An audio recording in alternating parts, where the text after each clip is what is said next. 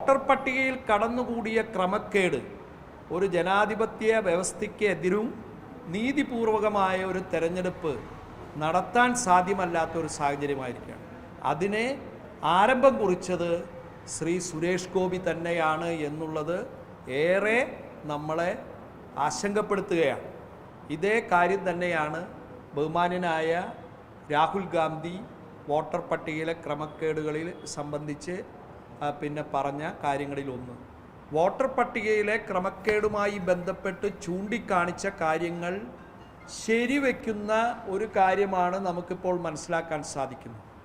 ഒരു തെരഞ്ഞെടുപ്പിനെ മാത്രം മുന്നിൽ കണ്ടുകൊണ്ട് അദ്ദേഹവും അദ്ദേഹത്തിൻ്റെ അനിയൻ്റെ കുടുംബവും തൃശ്ശൂരിൽ വന്ന് വോട്ട് ചേർക്കുകയും പിന്നീട് അതിനുശേഷം അവിടെ നിന്ന് മാറിപ്പോകുകയും ചെയ്യാം.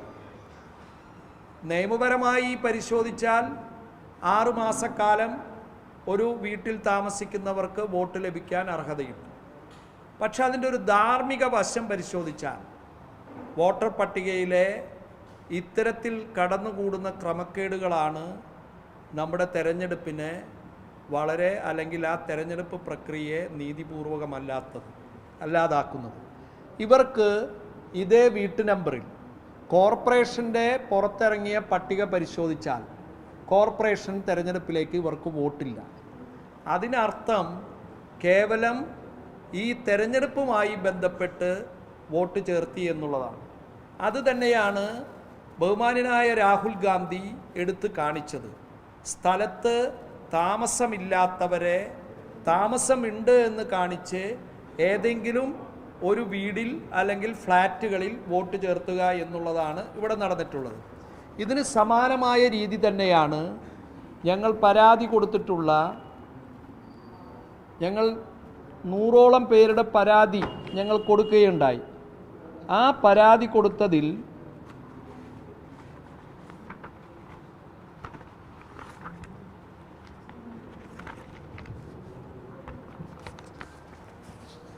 ഞങ്ങൾ റിട്ടേണിംഗ് ഓഫീസർ തൃശ്ശൂർ ലോക്സഭാ നിയോജക മണ്ഡലം ഞങ്ങളുടെ ബൂത്ത് നമ്പർ 30 അന്നത്തെ പ്രസിഡൻ്റായിരുന്ന ശ്രീ അനിൽകുമാർ കൊടുത്ത പരാതിയുടെ കോപ്പിയാണ്. ഈ പരാതി നിങ്ങൾ പരിശോധിച്ചാൽ ഇതിൽ ഞങ്ങൾ 45 പേരുടെ പേര് വിവരങ്ങളും അവരുടെ ID നമ്പറുകളും ഞങ്ങൾ രേഖപ്പെടുത്തിയിട്ടുണ്ട്.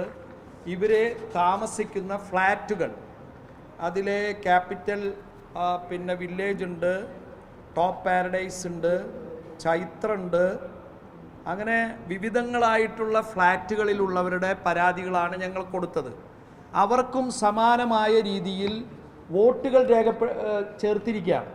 ആ ചേർത്തിരിക്കുന്നതിൻ്റെ ഏറ്റവും വലിയ പ്രത്യേകത നിങ്ങൾ ആ വോട്ടർ പട്ടിക പരിശോധിച്ചാൽ ഇത് തൃശ്ശൂർ അസംബ്ലി സെഗ്മെൻറ്റിലെ ഭാഗം നമ്പർ 30 ആ ഭാഗം നമ്പർ 30 നിങ്ങൾ പരിശോധിച്ച് നോക്കിയാൽ നമുക്ക് മനസ്സിലാക്കാൻ സാധിക്കുന്നത് വോട്ടർ പട്ടികയുടെ ഏറ്റവും അവസാന സമയം, വോട്ട് ചേർക്കാനുള്ള ഏറ്റവും അവസാന സമയമാണ് ഇവരെ ചേർത്തിയതെന്ന് നമുക്ക് മനസ്സിലാക്കാൻ സാധിക്കും.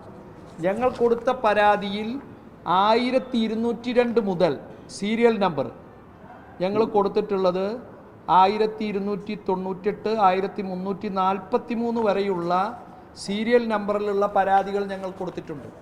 ആ വോട്ടുകളെല്ലാം ഇതിൻ്റെ അവസാന സമയത്താണ് ചേർത്തതെന്ന് നമുക്ക് മനസ്സിലാക്കാൻ സാധിക്കും. ഇന്നിപ്പോൾ അവിടുത്തെ കോർപ്പറേഷൻ്റെ പട്ടികയിലോ അല്ലെങ്കിൽ ആ ഫ്ലാറ്റുകളിൽ ചെന്ന് ഞങ്ങൾ നടത്തിയ അന്വേഷണത്തിൽ അത്തരത്തിലുള്ള ഒരാളും തന്നെ അവിടെ താമസിക്കുന്നില്ല എന്നുള്ളതാണ്. അപ്പം ഞങ്ങൾ പറഞ്ഞ അല്ലെങ്കിൽ അന്ന് പരാതി കൊടുക്കാൻ അടിസ്ഥാനമായ കാര്യം പ്രൂവ് ചെയ്യപ്പെട്ടുകൊണ്ടിരിക്കുകയാണ്. കാരണം ഈ തൃശ്ശൂർ പാർലമെൻറ്റ് നിയോജക മണ്ഡലത്തിൻ്റെ പുറത്തു നിന്നുള്ള അവരെയാണ് അന്ന് ചേർത്തു എന്നുള്ളതൊരു വസ്തുതയാണ്. ഞങ്ങൾ അതുകൊണ്ടാണ് പരാതി കൊടുത്തത്. പക്ഷേ ബഹുമാന്യനായ ജില്ലാ കളക്ടർ അന്നെടുത്ത നിലപാട് എന്ന് പറയുന്നത് വോട്ടർ പട്ടികയിൽ പേരുണ്ടെങ്കിൽ ഞങ്ങൾക്ക് പിന്നെ ഒന്നും ചെയ്യാനില്ല എന്നുള്ളതാണ്.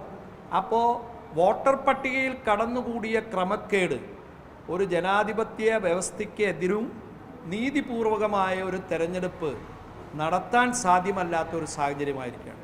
അതിനെ ആരംഭം കുറിച്ചത് ശ്രീ സുരേഷ് ഗോപി തന്നെയാണ് എന്നുള്ളത് ഏറെ നമ്മളെ ആശങ്കപ്പെടുത്തുകയാണ്.